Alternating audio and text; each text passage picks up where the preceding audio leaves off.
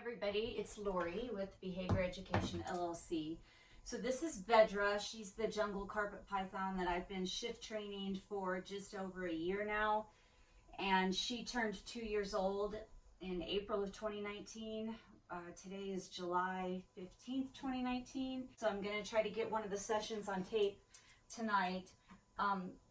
Lately, she's been wanting to come out some just to explore. And so now she's challenging me to figure out when she's actually hungry and when she wants to come out and exercise. And that's absolutely great because she was so fearful before that she wouldn't even come to the window of her enclosure, let alone come out in the open and explore. So it's fantastic that she has the confidence now that she wants to come out and explore her area. And she mainly right now stays right around her enclosure, and I have some exercise things set up down here for her when she comes out. But I think that she is hungry tonight.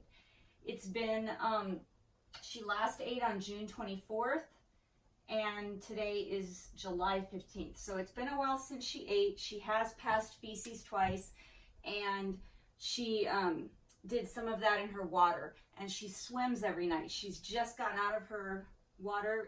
She was just swimming a little while ago, but the last 2 or 3 nights she's been coming to the shift door when I come in and turn on the light like she wants out, and I think that this time it's because she's hungry.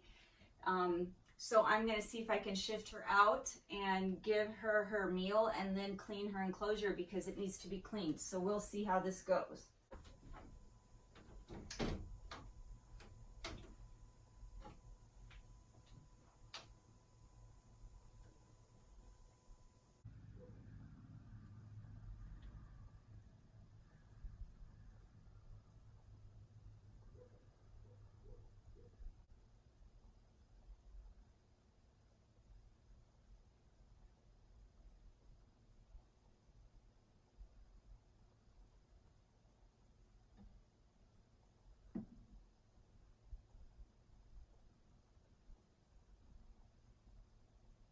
And what I really want her to do is follow the target as far out of her enclosure as I can get her to and touch the target with her tongue or her nose. And I really like using the target plate because if she loses focus, the movement of the target can re-engage her with the training that we're doing. Now, she's gotten a lot longer than when I first started doing this, so I didn't have this moved away that she had to shift all the way out. But what's so fantastic about her now is she's used to me touching her, and she's used to me being around her, and she's used to the hook. And so I can actually move her the rest of the way out now with my hand or with the hook. I'm going to do it with the hook tonight just because sometimes she'll wrap her tail around my hand and she'll finish eating while she's wrapped around my hand and hanging, and I need my hands free to clean her enclosure. And so what I'm actually going to do tonight is use the hook to move her the rest of the way out of her enclosure into her shift container. And she's got perches and things in her shift container. She used to live in this tub when I first got her. It was her quarantine tub. And so right now what she's doing is she's transferred the coil from around the hook to around one of the perches in her tub. She on her own shifted her grip from the hook to one of the perches in her tub, and she's fine in there now because she's used to this. And now I can put the lid on and I can move her tub out of the way and I can let her eat her meal in peace while I clean her enclosure. And that's the whole purpose of this training, is to get her to voluntarily shift out of her enclosure into a secondary holding bin so that she's not stressed and she has choice and control over whether she leaves her enclosure or not. So totally up to her. She has the option to not come out. So now she's safe and sound in there. Again, it's a tub that she's used to because she lived in here. It was her quarantine tub when we first got her. And then she was really nervous and frightened about other types of enclosures. So she lived in here for a little while, and then we gradually shifted her over to this and started the target training to get her out of her enclosure to shift out. So she's used to this tub. She came out voluntarily. It was her choice. So she's fine in here. She's gonna eat. I'm gonna move her and clean her enclosure, and then we'll get her put back in. So I have her enclosure all cleaned out, and I just wanted to give you a look inside. This is a Neodesha 2x2x2 cube, and I would like to find one almost identical but larger. She needs to move up. I think she's ready to move up to a larger one, but I want to keep it as similar as possible for her because she's doing fantastic in this.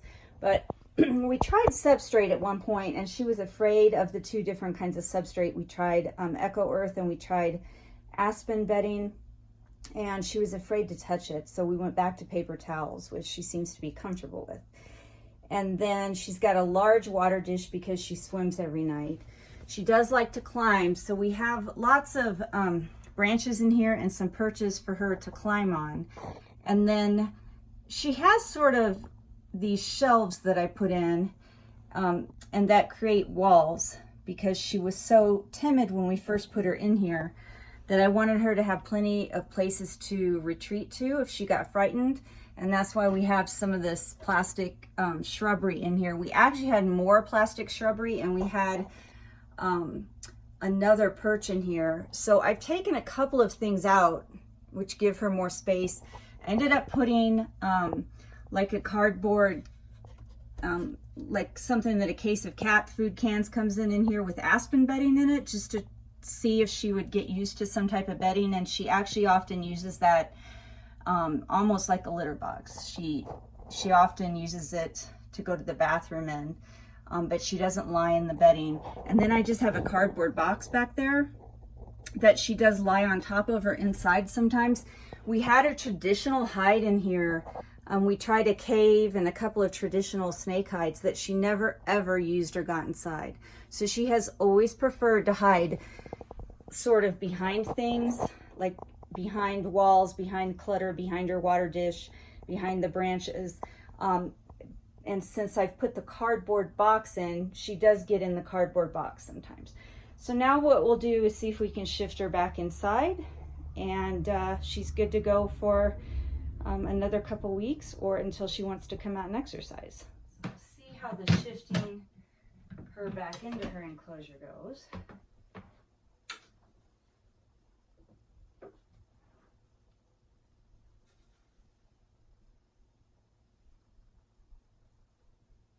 Sometimes she gets stuck in here where she wants to stay in her feeding tub because she knows she's going to get food in here. Or she doesn't want any more food and she wants to climb around outside of her enclosure. So sometimes she's a little bit slower to shift back in.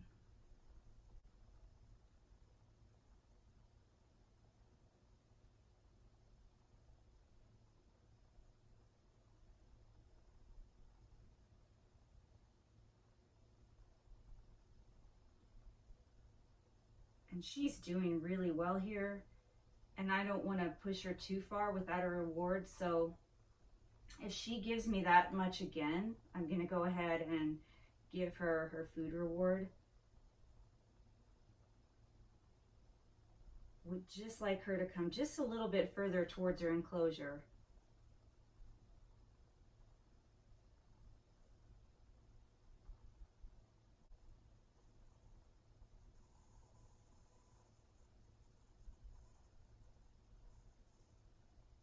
And there she's touched it with her tongue and her nose. So I'm going to offer a food reward,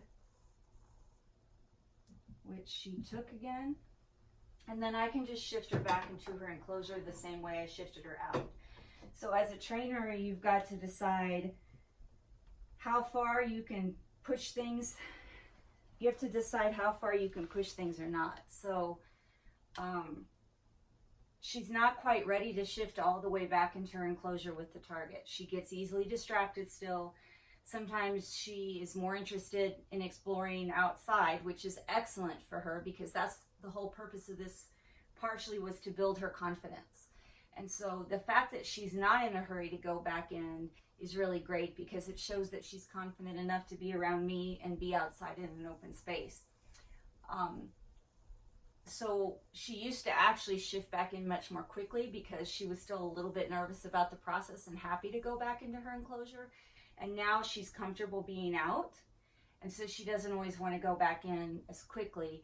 And with the target training, if you try to push too far without a reward, she's going to start ignoring the target. And so I had to judge there, how far can I push her to touch that target before I give her the food reward. And she was doing really well. She was really engaged with that target and following it. So I just made the decision, even though she didn't go all the way back into her enclosure, to go ahead and give her the food reward. And now I should be able to simply move her back in while she's eating the same way that I moved her out. Or I could choose to let her finish eating and explore a little bit outside of her enclosure if that's what she wants to do. Vedra ate the second half of her meal, and I feel like it's important to say on video, I know that I mentioned this in the article that I wrote in the Behavior Journal, but if you're going to use food rewards for target training or station training the snakes, you need to take the size of the normal meal and divide it up into the number of rewards you plan to give. So if the snake would normally eat a weaned rat, you need to give it the equivalent of that same amount of food, however many grams that would be, but divided up into, say, 2. So she had 2 small mice instead of 1 large mouse or a weaned rat or a jumbo mouse. So she had 2 small food items that would be equivalent to the size of one regular meal item that she would eat. You have to plan that out ahead of time so that you're not overfeeding the snake.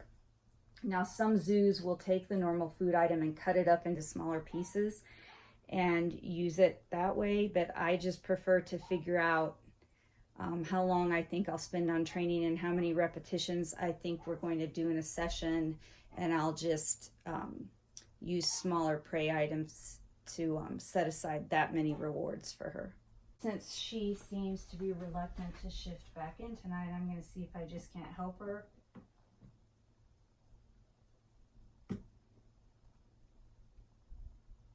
Move her in that direction.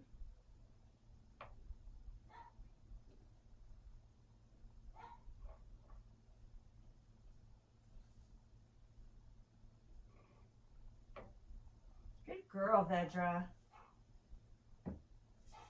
There we go.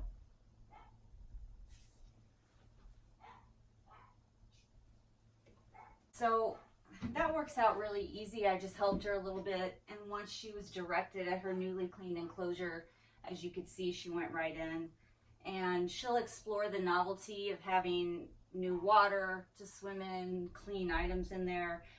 I shifted the climbing branches around in just slightly different positions than she's used to. And so that'll give her something new to explore for a few days. And I did notice when I was cleaning her enclosure that she gave me a nice healthy shed, so I was happy to see that. Target training this snake has changed her life, and it's changed mine. She's no longer fearful. There's no longer stress involved with the thought of feeding her or getting her out to clean the enclosure. Everything goes so easily and so smoothly now. That we've been doing this just over a year, and it's a slow process because it's unlike a dog that you can give one treat after another and do lots of repetitions of something that you're training the dog to do. The snake only eats once every 1 to 3 weeks, depending on the age of the snake, sometimes shorter, sometimes longer, and you can only really give 1 or 2 food items per session, keeping the snake's health in mind, that you don't want to give a whole bunch of meal items at once. So you have to be patient when you're doing this type of training, and just know that in the long run, it pays off immensely. I'm so happy that I've done this with her.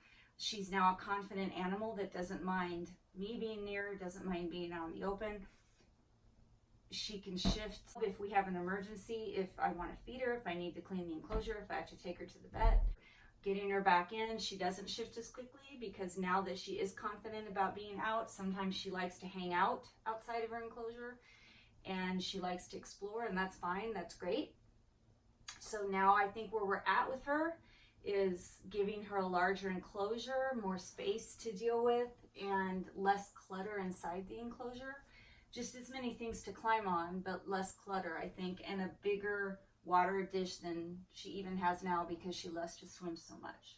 And we'll just see what we're able to do with her, but I'm very pleased, and if she's not able to do any more than what you saw here, I am happy with that because it's made ease of taking care of her non-stressful for me and non-stressful for her.